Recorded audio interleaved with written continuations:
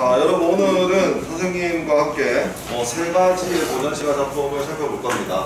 하나는 동창이 밝았느냐로 시작하는 시조, 하나는 위백규의 농가, 하나는 정학규의 농가 원령가, 이렇게 세 개를 살펴볼 건데요. 선생님이랑 고전시가 수업을 한 것도 이제 슬슬 중반으로 접어들고 있습니다. 좀 있으면 우리가 중간고사를 치게 될 건데, 중간고사 범위 공지는 다 보셨죠? 예. 독서 영역이 이번엔 아예 없습니다. 그래서 중간고사 전에는 고전시가 수업만 하고 고전시가만 중간고사 때 평가를 하고요. 기말고사 때 이제 독서 영역을 다시 공부하고 평가를 하도록 하겠습니다. 그래서 여러분들이 1학기 때부터 지금까지 수업을 꾸준히 들어왔는데요. 수업을 듣기 전과 들은 후에 어느 정도 변화가 있었을 거라고 예상이 되고 있습니다.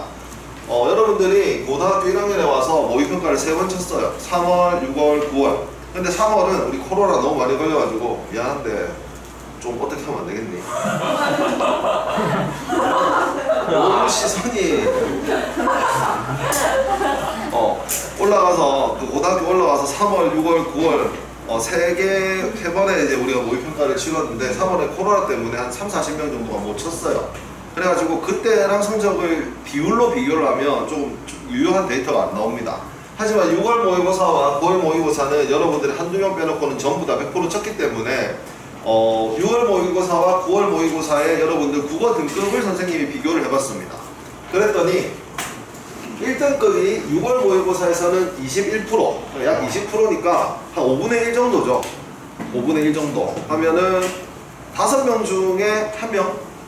4명 중에 4명 중에 1명입니까? 20%면? 5명 중에 1명이에요. 여러분 반이 20명이니까 4명이 되면?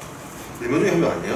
5명. 5명 중에 1명이 1등급이었고 뭐 1번부터 5번 중에서는 1번이 1등급, 6번이 1등급 뭐 이런 식으로 네. 되겠죠.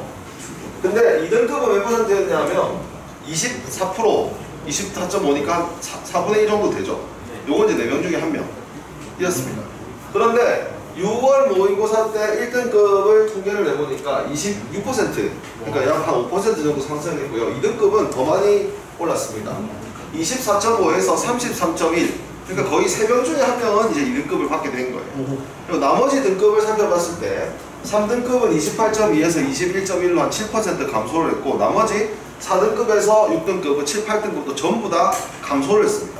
즉 3등급부터 전부 감소가 되고 1, 2등급이 올랐으니까 성적이 어떻게 됐다는 거죠? 우상향으로 전부 다 올라갔다는 겁니다. 1등급과 2등급의 합, 그러니까 1, 2등급을 받는 친구가 6월 달에는 21점 더하기 24.5 하면 약 한 45, 46 정도 되지 않습니까? 네. 근데 9월 모의고사에서는 25.9 더하기 33.1 하면 약 65가 한 66% 정도 됩니다. 그러니까 45%의 던 1, 2등급이 9월 모의고사에서는 60%가 1, 2등급을 받았다는 거예요. 즉 지금 3분단으로 앉아있는데 3분단 중에 2분단은 2등급 이상이라는 얘기예요.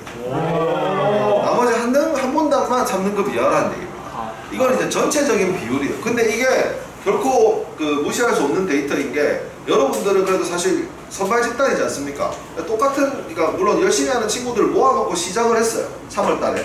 근데 이제 한 학기가 지난 9월 모의고사에서 1, 2등급의 비율이 15%가 올라갔다는 것은 분명히 올바른 방향으로 여러분들이 국어 공부가 나아가고 있다는 겁니다. 이것은 선생님이 여러분에게 제시하고 있는 방향이 틀리지 않았음을 얘기해 주는 것이고, 내가 얘기한 대로 여러분들이 열심히 공부를 하고 있다는 것을 증명해 주는 거죠. 이렇게 기분이 좋았는데 12월 모의고사에서 떨어지면 물론 일시적인 현상이었구나 이렇게 생각이 되겠지만, 유지 내지는 소폭 하락 또는 유지, 아니면 상승을 한다면 꾸준히 지금 성적이 상승하고 있는 것을 볼 수 있어요.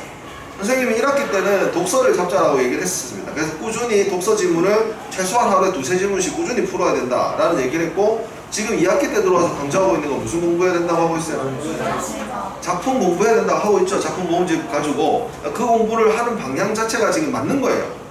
보세요. 이거 해가지고 이제 작품 공부까지 완성되고 나면 사실 국어에서 34문제, 공통적으로 치는 34문제 독서하고 문학이 정비가 된 상태로 3학년 올라가게 되면 언어와 매체나 헌법과 작문 중에 여러분이 선택한 과목만 조금 정비를 하면 사실 국어는 성적이 올라가는 것도 천천히지만 올라가면 내려오지 않는 과목이기 때문에 여러분들이 국어 베이스를 탄탄하게 깔아놓고 이제 여러분이 좀 부족한 과목을 보충한다면 솔직히 말해서 정시도 노려볼 만한 거예요. 그래서 국어라는 과목을 여러분들이 지금 굉장히 잘 상승해 나가고 있는 상승 국면이기 때문에 지금 페이스를 잘 유지하시면서 선생님의 수업을 잘 듣고 선생님이 자습을 하는 그 안내에 따라서 꾸준하게 자습을 하신다면 아마 좋을 겁니다. 그리고 이번 중간고사 때도 여러분이 공부할 거 아닙니까? 그죠? 네. 이번 중간고사의 선생님의 출제 범위가 뭐죠? 고전시가입니다. 고전시가 내가 수업한 게 아니고 고전시가가 범위예요. 그럼 여러분들이 만약에 내가 생각해 공부를 어떻게 할까요? 뭘로 공부할까요? 중요한 작품. 문학이요. 내가 추천해준 작품 모음집 중에 하나로 공부하겠죠? 그럼 뭐 몇 개를 볼 것 같아요? 내가 생각해. 생각보다 많이 볼 것 같지 않습니까? 여러분들의 그 시험 준비 태세라면 아마도 좀 심한 사람은 다 보고 좀 안 심한 사람은 한 절반 정도 보고 할 것 같은데 중간고사를 치려고 내신 준비를 하려고 그걸 그렇게 많이 보면 고전시가 국어가 많이 될까요? 안 될까요? 많이 자동으로 되겠죠? 사실 선생님이 노린 부분이 그겁니다. 범위가 없기 때문에 여러분들이 많은 작품을 아마 스트레스는 받겠지. 괜찮아요. 힘들겠지만 공부하고 나면 분명히 많은 작품들을 볼 거고 분명히 성적을 오를 겁니다.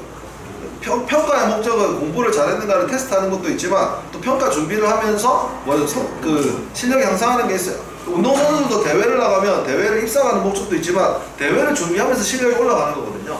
그래서 이 중간고사를 너무 스트레스만 받지만 물론 스트레스가 되겠지만 내가 좀 더 한 단계 올라가기 위한 공부다라고 생각한다면 좀 더 즐겁게는 아니겠지만 보람있게 견딜 수 있지 않을까 생각이 듭니다. 아무튼 이번 중간고사 대비를 하시면서 고전 작품도 많이 보고 그 이후에도 꾸준히 여러분들이 본 작품들을 정리해 나간다면 분명히 고전시가라는 장르가 어렵지 않게 느껴질 거라고 생각하면서 선생님의 이런 방향 제시와 여러분들의 노력이 콜라보를 이루어서 여러분들이 만족할 만한 국어 성적을 받기를 기원하도록 하겠습니다.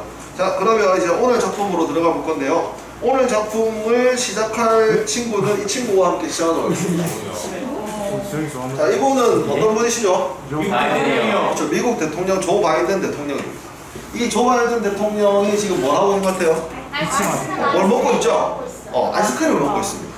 이게 뉴스 기사에서 선생님이 작년인가 재작년에 본 사진인데요. 조 바이든 대통령이 한 주를 방문할 일정이 있어가지고 방문을 하고 돌아가다가 갑자기 차를 돌려서 그냥 길거리에 있는 아이스크림 가게를 들어갔고 그 아이스크림 가게에서 초코칩 아이스크림을 사 먹고 나오다가 사진이 이렇게 찍힌 거예요. 그래서 그런 기사들이 나면 이제 보통 기사 밑에 댓글이 달리지 않습니까? 네. 그때 미국인들은 그 당시 미국인들은 멋있다, 인간적이다, 소탈하다 이런 반응들을 많이 보였다고는 합니다. 우리나라에도 대통령이 있습니다. 그죠?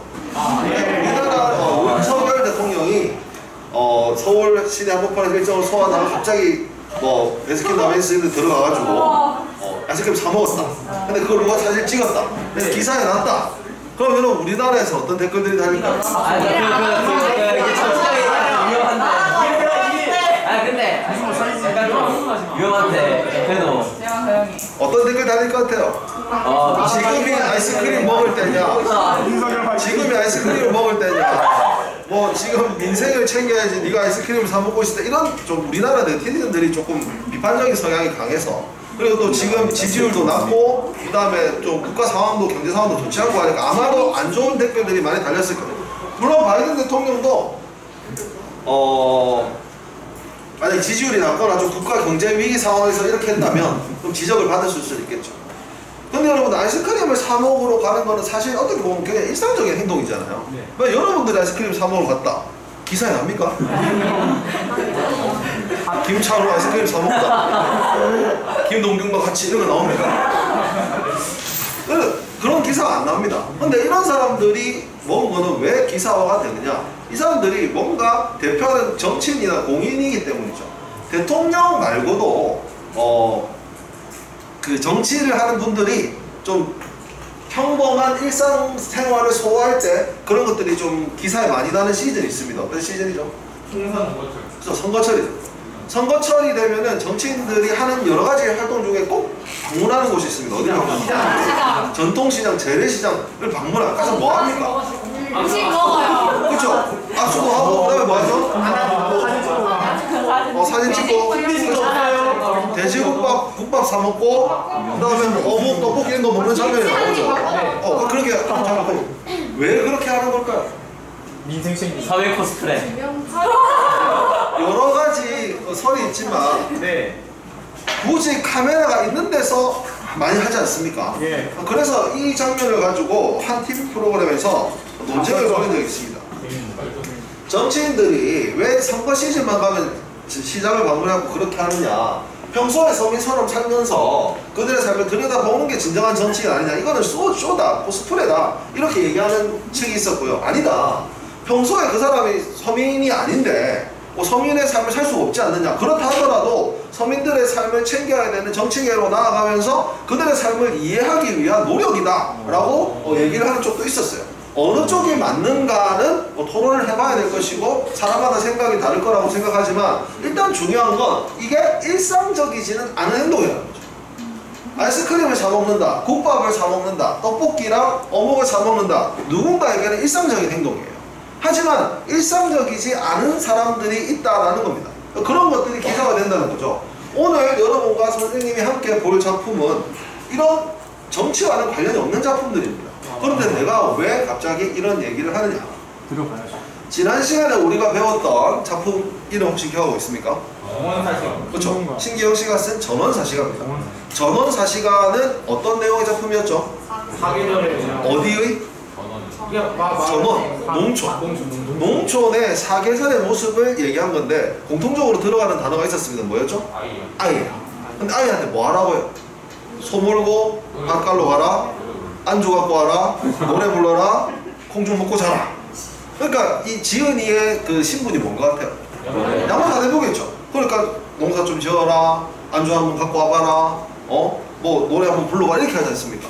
그러니까 이 사람에게 있어서 농촌은 어떤 공간이었죠? 쉬는 곳이에요, 쉬는 곳. 농촌은 그냥 쉬는 곳입니다. 그죠? 네. 이 신기영 씨에게 있어서 농촌이라는 것은 그냥 양반 사대부로서 종들을 데리고 그냥 농촌에서 편안하게 휴식하는 공간입니다. 그런데요, 오늘 우리가 배울 이 세 작품, 동창이 발간느냐, 유백교의 농가, 정학교의 농가 원령가는 동일하게 농촌을 셋 다 배경으로 한 작품이에요. 근데 전원사시가와 다른 점은 뭐냐? 전원사시가가 1년 4계절의 농촌의 여유로운 모습, 양반 입장에서 그것을 나타냈다면, 이것은 근데 농촌이 뭐 하는 곳이 농촌이에요? 농사 짓는 곳이 농촌입니다. 얘들은 농촌에서 농촌, 그러니까 노동의 모습을 실제적으로 표현한 노래입니다. 그러니까 똑같은 농촌이라 하더라도 누군가에게는 휴식의 공간, 그리고 누군가에게는 농사를 짓는 삶의 현장이었던 것이죠. 우리가 떡볶이를 사 먹고 아이스크림을 사 먹는 것이 서민들에게는 일상적인 행동일지 모르겠는데, 누군가에게는 그게 정치권에서 뭐 선거 시즌에 하는 쇼라고 보는 사람도 있는, 똑같은 상황을 다르게 받아들이시지, 똑같은 농촌도 누군가에게 아름다운 자연, 휴식의 공간이었지만 누군가에게는 치열하게 살아가야 하는 삶의 터전이었다는 거죠. 그래서 여러분들이 농촌과 관련된 작품들이 조선시대는 많습니다. 왜? 조선시대 사회가 농경사회였으니까. 농촌이 한양 빼놓고 다 농촌이잖아요. 그러니까 농촌이 많을 수밖에 없는데, 똑같은 농촌을 배경으로 한 작품을 보더라도 이거는 사대부들이 휴식의 공간으로서 그냥 유교적인 어떤 그런 이상을 실현하는 학문을 닦는 곳으로서의 농촌인가, 아니면은 치열하게 자신의 삶을 살아가야 되는 어떤 농민들의 모습, 이런 것들을 실질적으로 반영했는가, 이런 것들도 볼 수 있는 시각을 가져라는 점에서 저번 시간과 이번 시간에 다른 종류의 작품을 지금 여러분하고 같이 공부를 하는 겁니다. 자, 그러면 지금부터 시간을 5분 정도 드릴 테니까 세 가지 작품을 여러분들 읽어보시고 뒤에 있는 문제까지 푼 후에 5분 있다가 선생님이랑 같이 풀이를 해보도록 하겠습니다. 참고로 가나다가 적혀있지 않은데요, 맨 위에 이렇게 가고 맨 밑에 이렇게 다라는 것 정도는 알아서 눈치껏 파악하실 수 있을 거라 생각합니다. 자, 그럼 5분 후에 같이 풀이해보도록 하겠습니다. 자, 이제 같이 해보도록 하겠습니다. 다 못했더라도 지금은 이제 문제를 맞추는 것 자체가 중요한 게 아니고, 여러분들이 해석을 하고 이게 문항을 이제 해석을 바탕으로 풀어보는 경험 자체가 중요한 거니까 다 못 푸셨더라도 선생님이랑 같이 보도록 합시다. 자, 우선 첫 번째 작품입니다.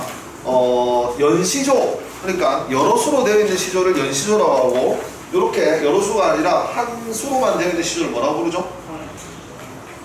연시조 말고 편시죠? 단시조라고 합니다. 단시조. 한 수로만 되어 있는 시조, 단시조. 그리고 여러분들이 지금 남구만의 시조를 보시면 저번 시간에 배웠던 시조의 양식 중에 3장, 6구, 45자 내외의 사음보 유격을 갖추고 있는 매우 노멀한 스탠다드한 평범한 형식의 시조, 이런 시조 뭐라 그러죠? 이게 평시조. 평시조는 시의 형식을 갖고 있기 때문에 정형시라고 부른다고 했었습니다. 이미 이렇게 정해놓고 쓰는 거니까. 그러니까 평시조이자 단시조입니다. 근데 여러분들 조선시대 시조가 상당히 많이 쓰여졌는데요. 주로 연시조들은 제목이 많이 붙어 있습니다. 연시조들.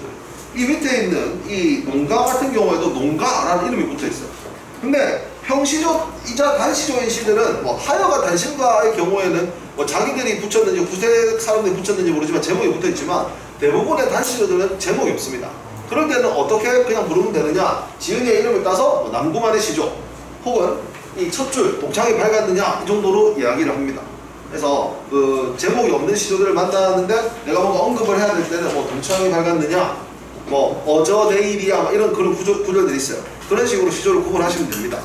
어쨌든 이제 평시조이자 단시조이자 남구만의 시조를 한번 해석을 해보자면 동창이 밝았느냐 아침이 밝았느냐 아침이 밝았느냐 얘는 뭐죠? 새입니다. 새가 온다. 아침이 밝았고 새가 온다. 소를 칠 아이는, 자, 이 단어는 자주 나오는 단어를 알아둡시다. 상기는 아직이라는 뜻입니다. 소를 칠 아이가 아직 아니 일었느냐? 뭔 소리겠어요? 아직 안 일어났냐? 아직도 안 일어났냐? 아침도 밝았고 막 새도 오는데 소칠 그놈 아직도 안 일어났냐? 그 다음에 뭐라고 합니까? 제 넘어, 이 제는 언덕, 고개를 문경세제할 때 그랬잖아. 고개를 넘어 산의 긴 밭, 그 뭔가 이제 뭐 해야 될 일이 많은 그 밭을 언제 다 가려고 하느냐? 야, 밭 이렇게 많이 갈 게 남았는데 아직도 삿바는 자고 있냐? 이 소리. 뭐 하라는 소리입니까? 빨리 가서 부지런하게 일해라. 부지런하게 농사 일할 곳을 권유하는 겁니다. 그래서 끝까지 늦게까지 자고 있는 아이한테 야, 빨리 일어나서 빨리 저 밭 갈 것도 많은데 언제 나갈 거냐? 빨리 가라라. 이렇게 얘기를 하고 있는 거죠. 근데 빨리 가라라고 하지 않고 언제 나갈 거냐라고 물어봤죠. 네. 이런 표현법들은 무슨 표현법이죠? 이런 것들 설이라고 하는 거죠. 질문을 한 게 아니고 언제 나갈 건데 몇 년 며칠 이거 대답을 원하는 게 아니잖아요. 빨리 가서 가라라는 거죠. 이렇게 의문의 형식으로 표현한 설의법을 사용해서 부지런하게 농사 일할 것을 권유하는 시조입니다. 자, 두 번째 이 농가로 들어가 보도록 하겠습니다. 농가는 위백교의 농가라고 부르기도 하고 농가구장이라고 부르기도 합니다. 왜냐하면 9수로 된 연시조이기 때문에 9수로 된 연시조라서 농가구장이라고 부르기도 하는데 이게 작년 기출 지금 여기에는 작년 수능 기출 지금 여기에는 2, 3, 4수밖에 나와 있지 않습니다. 그러면 여러분들은 집에 가서 공부를 할 때 어떻게 하면 좋을까요? 나머지 수를 같이 보면 좋겠죠. 구수는 그렇게 긴 건 아니니까. 자, 농가구장은 어떤 내용들이 있는가 보도록 합시다.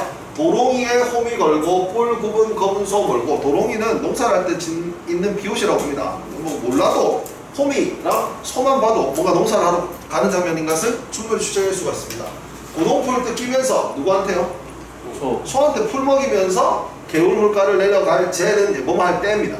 개울물가를 내려갈 때 그러니까 농기구 챙겨서 소 몰고 소한테 풀 뜯기면서 개울나루 내려갈 때 어디서 품진버님이 품진버섯이 품진은 이제 품앗이를 하는 겁니다. 품앗이가 뭐죠? 농촌을 할 때 일손이 많이 필요하니까 서로 도와가면서 했던 협동조합 같은 거죠. 농촌 둘의 형량과 비슷한 거 아닙니까? 그래서 같이 일하러 가는 사람이 같이 가자. 마치 여러분들이 아침에 일어나면서 가방을 메고 등교를 할 때 야 누구야 같이 가자 그거예요. 너무나 일상적인 풍경입니다. 학교를 등교하듯이 얘들은 소 풀고 소를 데리고 농사를 지어가는 게 당연한 일상의 풍경, 농촌에. 노동의 현장. 그렇죠. 야, 같이 가자. 이렇게. 그래서 너무나 자연스러운 농촌의 일상적인 풍경. 소를 몰고 같이 그 논으로 가는 그런 모습을 보여주고 있습니다. 이건 더 간단합니다. 거의 제일 많이 나오는 말이 뭐예요? 둘러내자. 둘러내자 무슨 뜻이라고요? 잡초 뽑자. 뽑자. 잡초 뽑자. 이거 발행이 저번에 나왔던 거죠. 쌀잎이 발행이 본 적 있죠? 이것이 잡초죠. 발행이 엮인 풀 한마디로 뭐? 잡초. 고랑마다 돌려내자. 여러분 이제 고랑이라는 단어가 자주 나오니까 굳이 설명하자면 밭을 갈 때 이렇게 평평하게 플랫으로 가는 게 아닙니다. 이렇게 울퉁불퉁하게 이렇게 갈아요. 그래서 위로 솟은 부분을 이랑, 쏙을 폭 들어간 부분을 고랑. 고랑마다 있는 잡초를 뽑아내자. 잡초 뽑아내자. 쥐 짙은 긴 사례는 잡초긴 잡초인데 어떤 잡초로 여러분 추측할 수 있어요? 좀 길고 무성한 잡초들은 어떻게 하자? 마주 잡아요. 어떻게 하자는 거예요? 같이 내 혼자 못 뽑으니까 좀 긴 거, 큰 것들 어떻게 하자? 같이 잡아 뽑자. 엄청 쉬워요. 뽑자, 잡초 뽑자. 고랑마다 잡초 뽑자. 큰 거는 같이 뽑자. 그러니까 이 삼수는 그냥 잡초를 뽑자라는 그냥 노동의 순수한 모습을 농촌에서 해야 되는 농사일을 그대로 보여주고 있는 거예요. 다시 봅시다. 땀은 듣는 대로 듣고 땀을 어떻게 들어요? 땀이 어떻게 한다는 걸까요? 안 나는 거죠. 땀은 땀대로 나고 햇빛은 쬐 대로 쬐다 내려찐다. 그런데 갑자기 뭐가 불어요? 청풍, 시원한 바람 부는 거예요. 막 열심히 일하고 있는데 바람 불면 얼마나 시원합니까? 그래서 어떻게 해요? 옷깃을 열고 휘파람을 봅니다. 물론 일하면서 할 수도 있겠지만 옷깃을 열었다는 건 잠시 쉬는 거죠. 옷깃을 열고 휘파람을 불면서 바람을 맞으면서 시원하다 하면서 좀 쉬고 있는 상황입니다. 그러니까 어디서 길 가는 손님 내가 아는 듯이 머무는 거, 좀 쉬고 휘파람 불고 있는데 옆에 도시가 지나가면서 박수야 이러면서 이렇게 인사하는 거예요. 그래서 서로 인사하면서 이제 담소를 나누겠죠. 그러니까 일하다가 잠시 쉬는 어떤 그런 모습을 보여주고 있는 겁니다. 이처럼 농가부장은 농촌에서 일하는 모습 자체를 이렇게 좀 적나라하게 리얼하게 보여주고 있는 작품이라고 할 수가 있습니다. 2022년 수능 기출이기도 하고 아까도 얘기했지만 부수의 연시조이기 때문에 구장이라고 부릅니다. 지난 시간에 배웠던 전원 사시가가 농촌의 사계절의 풍경에 대해서 사대부들의 입장에서 여유로운 농촌을 노래했다면 지금 이 200교의 농가는 농촌의 풍경이 아니라 농촌에서 하는 일 자체, 농업 자체에 대해서 이야기하고 있다는 점에서 내용적으로 차이가 있습니다. 구수로 되어 있으니까 2, 3차수 제외한 나머지도 여러분들 한번 보시면 좋겠습니다. 자, 다음은 우리 정하규의 농가원령가를 살펴보도록 하겠습니다. 여러분, 농가원령가는 농가보다 조금 더 여러분들이 알아둬야 될 내용이 있는 작품이라고 볼 수 있습니다. 일단 농가원령가는 그 원령이라는 말이 들어있는데요. 이 원령이라는 것은 원령체의 형식을 가진 노래한테만 쓰는 표현입니다. 원령체라는 게 뭐냐? 여러분, 전원 사시가의 사시가 뭐였어요? 봄, 여름, 가을, 겨울 사계절이에요. 근데 이 사시가도 몇 개 있습니다. 전원 사시가도 배웠지만 어부 사시가도 있어요. 어부 사시가는 이제 어부로서 그 촌의 사계절의 모습을 봄, 여름, 가을, 겨울 순으로 얘기하거든요. 그러니까 전원 사시가는 전원 농촌의 사계절의 모습을 얘기했어요. 근데 원령은 뭐냐? 봄, 여름, 가을, 겨울의 사시가 아니라 1월, 2월, 3월, 4월, 12월을 순서대로 표현한 노래를 원령체의 형식을 가지고 있다고 합니다. 다음 시간쯤에 아마 우리가 고려가요 동동이라는 작품을 같이 공부하게 될 건데요. 이 동동이라는 작품도 원령체 형식을 가지고 있습니다. 근데 이 원령가가 원령체 형식을 가진 작품 중에서 굉장히 형식이 잘 정비되어 있는 작품이라고 하는데 왜 그러냐면 이 농가원령가는 그 서사가 위에 있고요. 그 다음에 1월, 2월, 3월, 4월에서 이 각각의 월에 대해서 쭉 서술을 하고 있는데 월에 대해서 서술을 할 때 약간 이런 형식을 그대로 가지고 있습니다. 제일 처음에는 1월은 하면서 1월에 있는 절기를 소개합니다. 절기라는 게 뭐냐 하면 단오, 하지, 동지, 입춘 이런 거 있죠. 옛날에 이제 날씨에 따라서 붙여져 있던 그런 우리나라의 절기 그런 것들을 1월에는 뭐가 있다 소개하고 그 다음에 그 해당하는 월에 대한 월에 대한 감사 1월은 이런 달이다, 4월은 이런 달이다 이렇게 얘기를 한 후에 그 달에 해야 되는 농사일을 자세하게 얘기합니다. 그 달에 해야 하는 농사일 그리고 그 달에 이루어지는 세시풍속이라 하면 단오에는 창포물에 머리 감기 그 다음에 추석에는 송편 빚기 강강술래 이런 우리 민족의 풍습들 있죠. 이런 것들이 월별로 소개가 되어 있고 딱 요 스타일로 각 월마다 쭉쭉쭉 써내려가는 것이 농가원령가입니다. 그래서 농촌의 1년 12달의 모습을 굉장히 자세하게 잘 보여주고 있는 작품이라고 할 수 있죠. 그리고 농사일을 소개할 때 단순히 소개하는 게 아니라 농업 기술 이거 할 때는 이렇게 하면 좋다 이거 할 때는 저렇게 하면 좋다 하면서 어떤 뭐라고 해야 될까요? 농업 기술을 보급하는 의의도 있고요. 그래서 그 노동을 하면서 실제로 부르는 노동요로도 불려졌다고 알려지고 있습니다. 그래서 이 모양 저 모양으로 농업과 농촌과 굉장히 관계가 있는 가치 있는 작품이라고 평가를 받고 있고요. 그 중에서도 우리가 함께 볼 부분은 사월령에 해당하는 부분을 앞부분을 잠시 보도록 하겠습니다. 보십시오. 4월이라 철름이 되니 입하소만이라는 4월에 있는 절기 소개를 먼저 하고 있죠. 절기 소개. 그 다음에는 그 월에 대한 감상입니다. 4월은 어떤 계절? 봄비가 온 끝에 볕이 나니 화창한 날씨다. 그래서 떡갈잎도 퍼지고 뻐꾹새도 울고 오리삭이 패어서 꾀꼬리가 노래하는 시절이라고 4월에 대한 감상을 얘기해준 후에 그 다음에 4월에 해야 될 농사를 소개합니다. 농사가 한창 이제 농번기, 무번기. 그래서 누에치기도 합니다.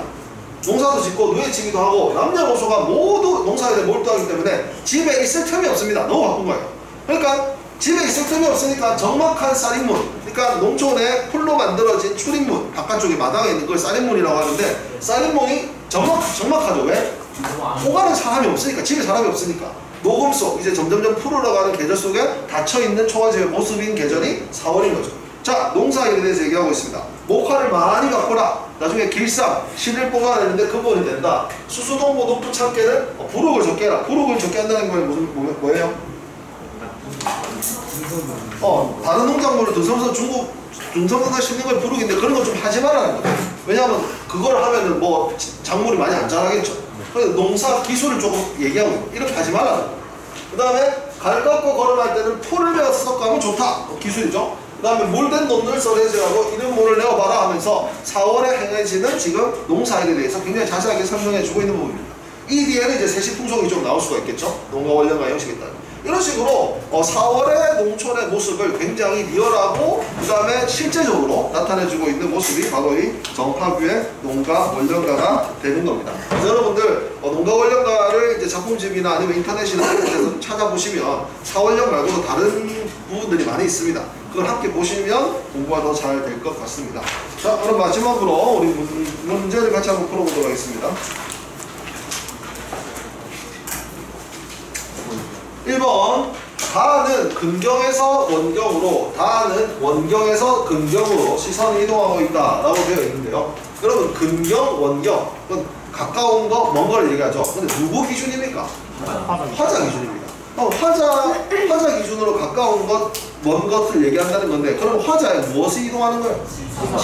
시선 이동한다는 것은 뭔가 초점을 맞추고 있는 게 있다는 거예요. 근데 지금 우리가 읽은 가나다를 보시면 뭔가 하나에 초점이 맞춰 있다기보다는 풍경 전체를 그냥 종합적으로 얘기하고 있죠. 그래서 시선 이동이 나타나지 않습니다. 그래서 1번은 답이 될 수가 없어요. X. 자, 2번 나의 이수에는 생성의 이미지가, 다에는 소멸의 이미지가 나타났다고 했는데, 여러분 생성과 소멸은, 생성은 뭐예요? 만들어지는 거예요. 소멸은 사라지는 거죠. 그러면 나의 이수에 생성의 이미지가 있는가를 봅시다. 자, 나의 이수를 보시면 그거예요. 옷 입고 호미 갖고 풀 먹이면서 겨울 내려가는데 함께 농사 짓자. 뭐가 만들어지고 있습니까? 없죠. 없습니다. 그 다음에 다의 소멸 이미지. 다는 좀 전에 봤던 농가 원령가인데 여기 보시면은 4월은 이런 계절이고 새는 노래하고 농사 이런 바쁘니까 이렇게 농사 지어라. 뭐가 없어지나요? 없어요. 적어도 소멸이 되려면 가을이나 겨울쯤 돼야 될 것 같지 않습니까? 최소한 그렇게 돼야 되고, 봄은 사실 만물이 생성하는 계절인데다가 작품에는 생성이나 소멸과 관련된 이야기가 없으므로 이건도 X. 한번 나의 삼수 뭐 하는 거였죠? 나의 삼수는 뭐 하는 곳이에요? 잡초 뽑는 거. 그 다음에 다에는 나의 잡초 뽑는 그 부분과 다에는, 자 여기 잘 보세요. 화자의 신경 변화에 따라 시선이 전개된다는 구절인데 자주 등장하는 구절입니다. 근데 이게 두 개입니다. 화자의 심정이 잘 드러내 있다라는 말과 화자의 신경 변화가 드러나고 있다라는 서술은 다른 겁니다. 화자의 심정이 드러나고 있다는 건 우리가 저번에 배웠던 탄공가인 걸 생각해보세요. 탄공가. 이다시도 괴로운 거, 이게 신경이에요. 근데 신경 변화는 뭐죠? 괴로웠는데 즐거워져야 돼요. 즐거웠는데 슬퍼져야 돼요. 그러니까 신경 변화가 나타나기 더 힘든 거예요. 근데 아까 뭐 잡초 뽑자, 센 거는 같이 뽑자. 이게 무슨 신경이 드러나요? 전혀 드러나지 않고, 신경이 안 드러나니까 당연히 신경 변화도 없습니다. X. 4번 나의 사수와 다에는 반어적 표현이 활용되고 있다. 여러분 반어가 뭐죠? 반대로 말하는 거예요. 뭐랑 반대로? 내가 말하는 것과 반대로. 오늘따라 친구가 너무 이상한데 너무 예쁘네 이렇게 말하는 거 이게 반어지 않습니까? 근데 이 잘 보시면 나의 사수는 뭐 하는 부분이에요?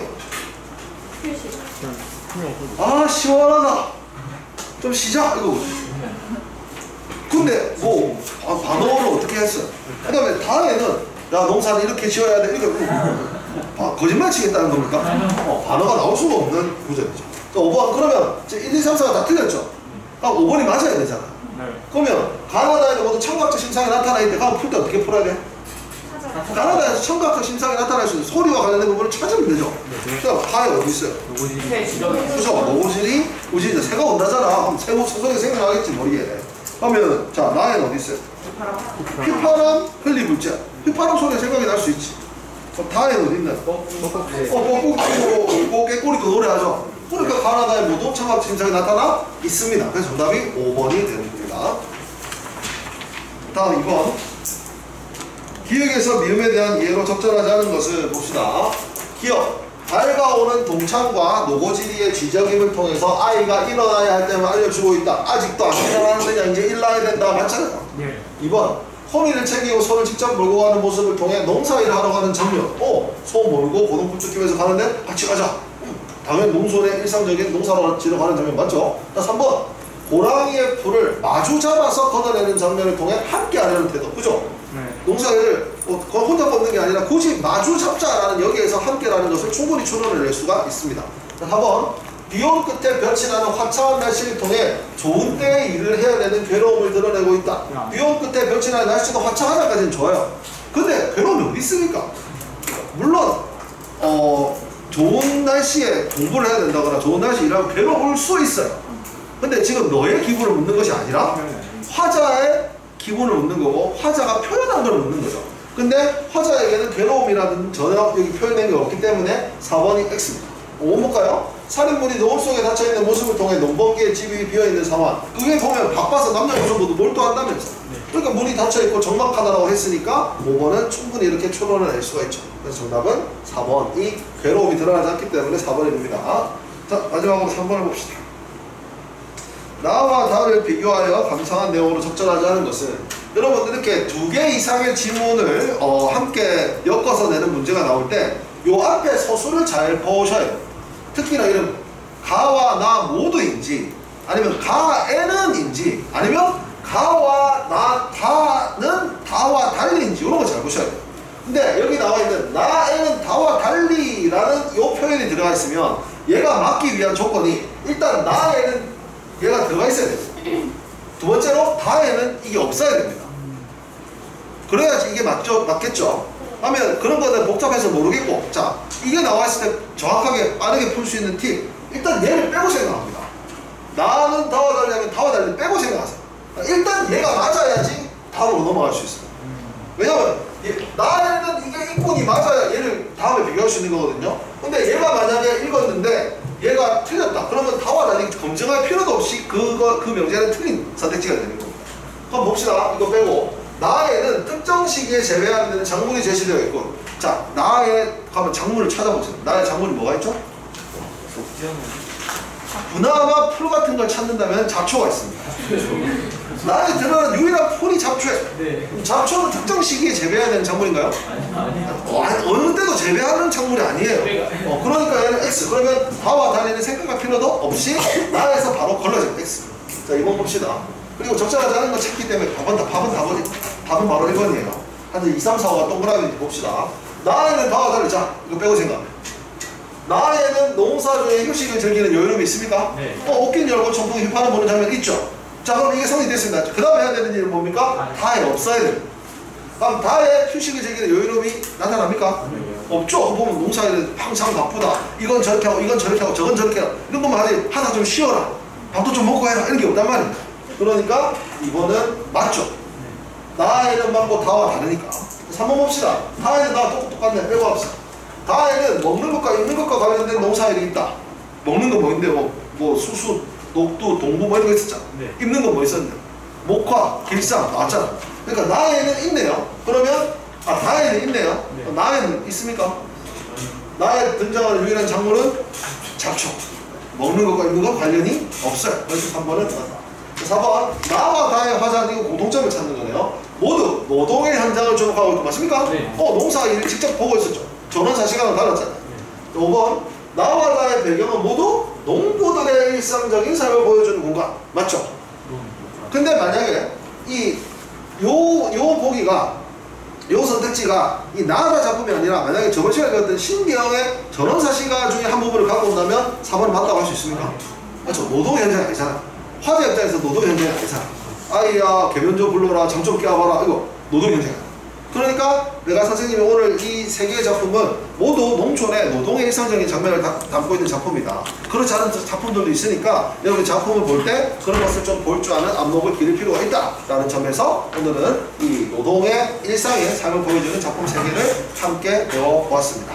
집에 가셔서 우리 봤던 작품이 지문에 실려있지 않은 다른 부분들도 좀 보시고요.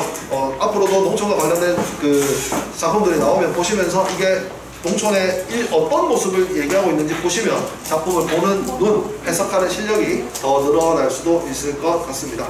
자, 오늘 수업은 여기까지 하도록 하겠습니다. 수고하셨습니다.